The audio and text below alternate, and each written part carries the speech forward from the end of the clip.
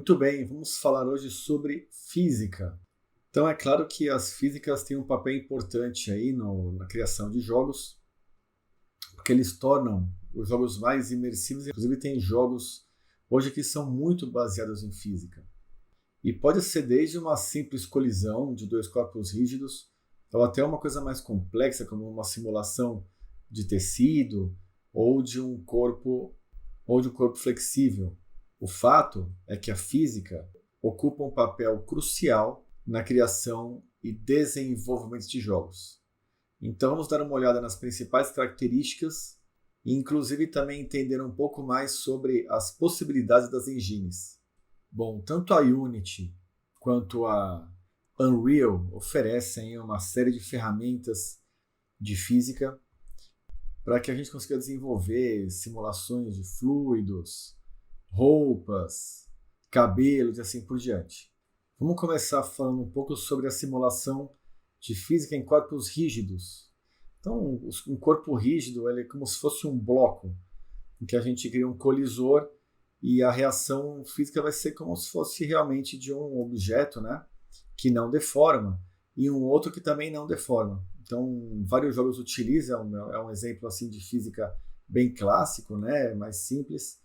E aqui no próprio Rocket League a gente consegue entender, consegue visualizar todas essas reações acontecendo, e o jogo é basicamente baseado, né, ele é focado nessas simulações aí de física, muitas delas com corpos rígidos.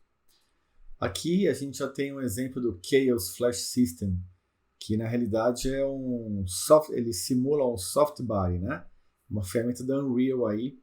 E a gente tem no exemplo aí um pneu, a gente consegue ver ele deformando quando ele encosta, por exemplo, ali nas pedras, quando ele gira, né, a gente percebe a deformação, considerando aí o próprio terreno e também o peso suportado aí pelo pneu. Um outro ponto importante é a simulação de roupa, né, de tecido, em que você consegue pegar um objeto, uma mesh, uma geometria, e você consegue configurar padrões de movimentação de tecido para que ele reaja às colisões e ao próprio ambiente. E aí você consegue fazer simulações aí de tecido muito realistas. E nesse sentido, a Unreal, utilizando aí machine learning, ela consegue desenvolver uma simulação de tecido. Então ela utiliza aí a inteligência artificial para conseguir, de forma muito eficiente, calcular a deformação do tecido, considerando a elasticidade, peso e a movimentação do corpo, trazendo resultados muito incríveis em tempo real. Outra necessidade aí dos jogos é a simulação de cabelos, que é muito específica, né?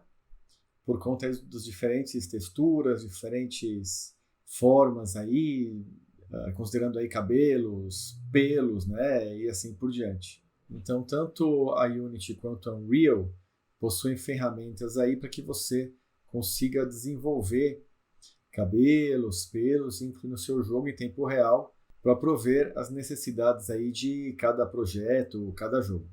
A simulação de fluidos é outra coisa super importante, né? Para simular desde gases, água e assim por diante. A gente está vendo um demo de um webinar da Unreal, em que o apresentador está mostrando aqui algumas características, né, do sistema aí de fluidos da Unreal. Então, bom, repare quantas configurações, né, e a qualidade do efeito, né, que a gente consegue observar após o efeito ser aplicado. Outra necessidade cada vez mais presente, né, principalmente em jogos de ação, é a física de destruição, em que você pega um modelo e você recorta ele, né, e depois você configura aí como é que ele vai ser destruído, né? Então a gente consegue ver nesse exemplo, é um exemplo já que tem algum tempo, porque essa é uma funcionalidade que já existe há bastante tempo, em que você vê aí o robô, ele vai atirando e vai cada vez quebrando mais elementos aí da cena, placas, colunas e assim por diante. mas é importante notar que com a evolução aí das engines, com a evolução também dos computadores, é possível cada vez você simular mais elementos, né, e detalhar ainda mais essa destruição, usando aí, por exemplo, partículas para fazer a fumaça e assim por diante, deixando o visual muito mais complexo e realista. Uma outra tecnologia super importante na criação de jogos é o Inverse Kinematics.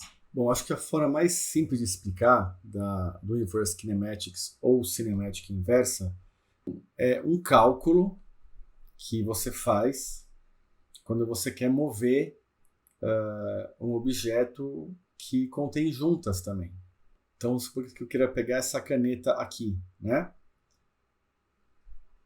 Com este braço. Então, quando eu vou em direção a este braço, eu preciso mover meu cotovelo, preciso mover meu ombro nesse caso, né? Então, ele leva em consideração a movimentação, né? Daqui da minha mão, ele vai levar em consideração as juntas que ele está conectado, certo? Então, nesse caso, desse exemplo aqui, é um exemplo antigo aqui da Unity, e movimentando os pés, você está fazendo a perna inteira se movimentar. Então, nesse exemplo, olha só que interessante.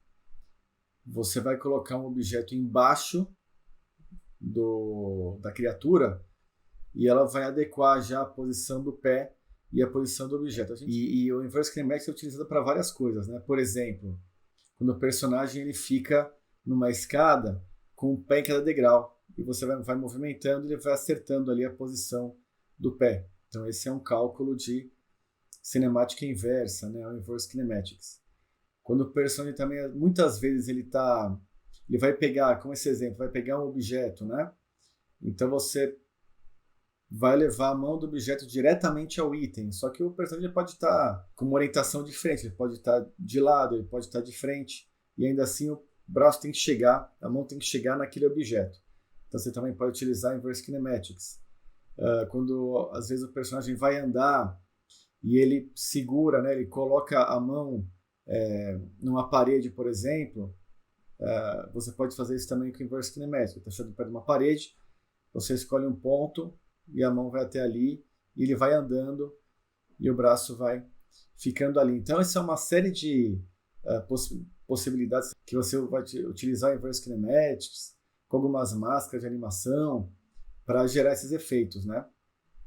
Então esse é um outro cálculo aí de física super importante aí para os jogos que a gente vê bastante nas nossas experiências aí com games. Bom, a física do Ragdoll é muito utilizada em jogos também. Então, vamos pensar, né? Ragdoll é uma boneca de pano. E como é que ela era? Toda mole, né? A boneca de pano. E essa física, ela vai de fato nessa linha. Ou seja, você tem um personagem que tem todas as juntas, né? Todas as conexões ali dos membros. Só que cada objeto, a mão, né? O braço, a perna, são objetos aí de física, geralmente um rigid body, em algumas engines, e tem essas conexões aí entre elas.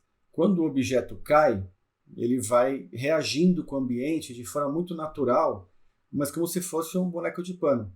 Então é muito utilizado, por exemplo, animações de morte. Quando você atira, a gente troca o personagem por um ragdoll e aí ele desmonta, né? Ele cai como se fosse um corpo mesmo, né? sem movimento. Mas essa mecânica é tão interessante, né?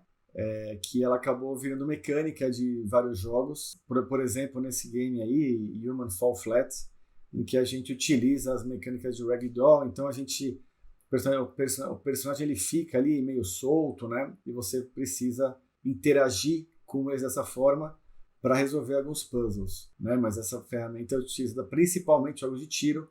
Quando um inimigo, um personagem, um NPC toma um tiro, ele cai morto.